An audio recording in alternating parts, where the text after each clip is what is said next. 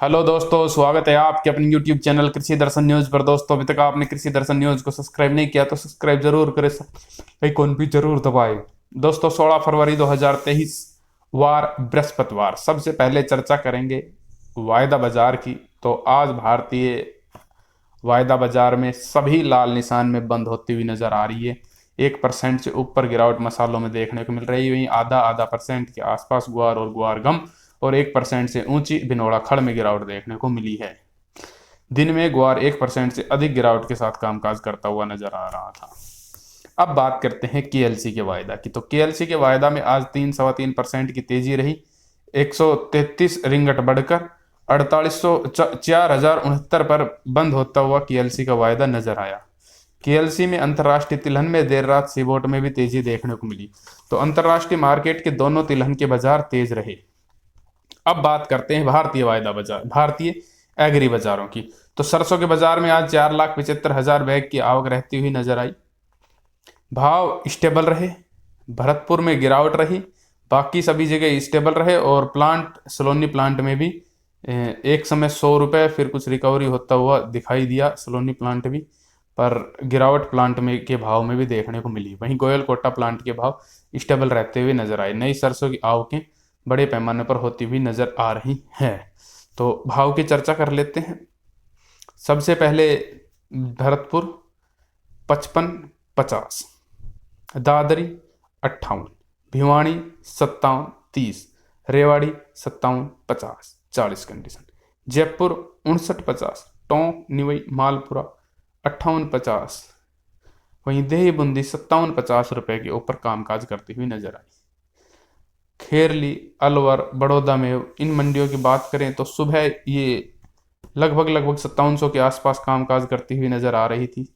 अब गिरकर 56-50 के आसपास कामकाज करती हुई नजर आ रही है। 56-50, 56-30 के ऊपर खैरतड़ और 56-50 के आसपास खेरली और अलवर बड़ौदा में मंडियां इस समय कामकाज होती हुई नजर आ रही हैं। वहीं दिल्ली 5800 रुपये के ऊपर कामकाज करती हुई नजर आई है।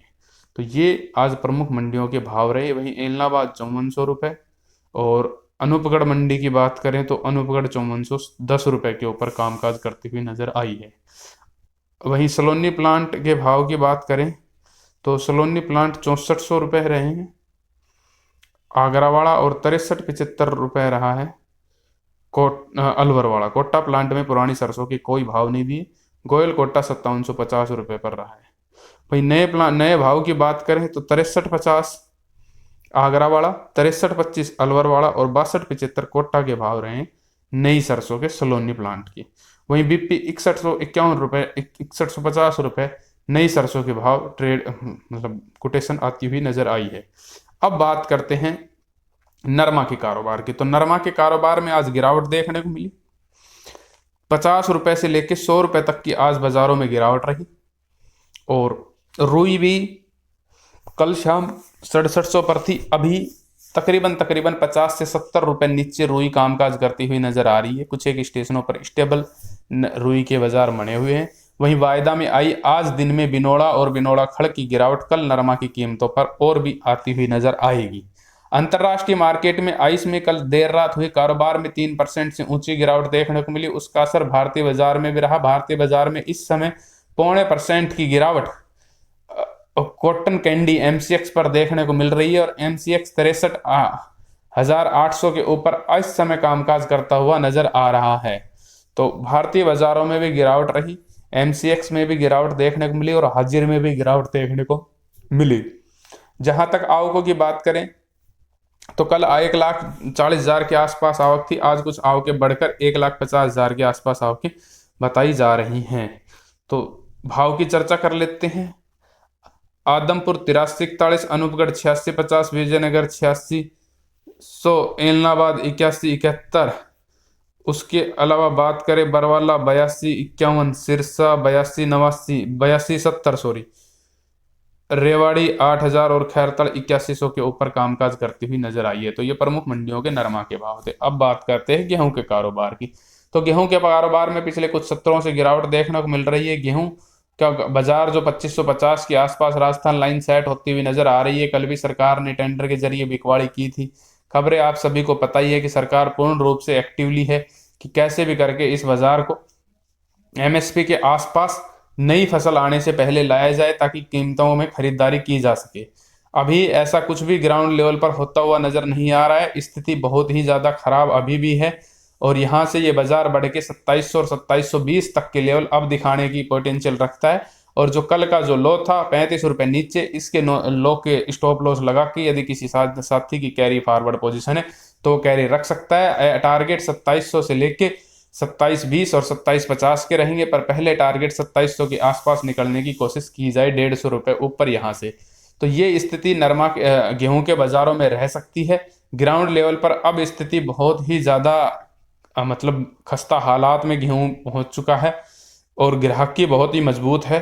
खास तौर पे एमएनसी कंपनियों की ग्राहकी अभी भी फिलहाल लगातार बड़े पैमाने पर चल रही है। मार्केट से हर भाव में खरीदार है, बिकवाड़ गायब हो जाता है, पर खरीदार पूरे दिन मार्केट में लगातार बना ही रहता है। तो इस प्रकार की स्थिति गेहूं के बाजारों में। वही बढ़ता हुआ टेम्परेचर, जो भारत सरकार के आंकड़े आए हैं गेहूं के कि भाई इतना बड़ा प्रोडक्शन होएगा, रिकॉर्ड उत्पादन करेंगे, वो सब धराशायी है। ग्राउंड लेवल पर स्थिति ये है कि बाल जो लेंथ है इस समय वो आधी निकल के आ रही है, नहीं 1/3 तो उसकी लेंथ घटी ही घटी है। 1/3 तो हर पैमाने पर उसकी लेंथ घटी ही घटी है। तो बहुत बड़े पैमाने पर नुकसान है और अभी भी टेम्परेचर बहुत जबरदस्त ऊंचे पैमाने पर मना हुआ है। गेहूं की स्थिति ग्राउंड लेवल पर खस्ता हालात है। एक दिन पानी देने के बाद दूसरे दिन ही खेत में सूखने की स्थिति बनी हुई है। तो इस प्रकार की स्थिति जब गेहूं की है तो ग्राउंड लेवल पर हालात खराब है। अल नीनो का भी असर गेहूं की कीमतों पर देखने को मिल सकता है। इसके ऊपर विश्लेषण करेंगे अभी मार्च के शुरुआत में, तो वो कंप्लीट करेंगे। वहीं जो सरकार ने 128 लाख मैट्रिक टन का उत्पादन बताया है सरसों का कि भाई इतना उत्पादन, अग्रिम उत्पादन जो पहला जो जारी किया है वो ऐसे ही घटाना पड़ेगा। जैसे भारत सरकार और सीसीआई और यूएसडीए लगातार कॉटन के उत्पादन को घटा रहे हैं, हर महीने इनके उत्पादन घटते हुए नजर आ रहे हैं, तो ऐसे ही इनके उत्पादन को भी घटाना पड़ेगा। तो दोस्तों, आपको हमारा वीडियो कैसा लगा हो लाइक शेयर करके जरूर बताएं। जय हिंद, जय जवान, जय किसान।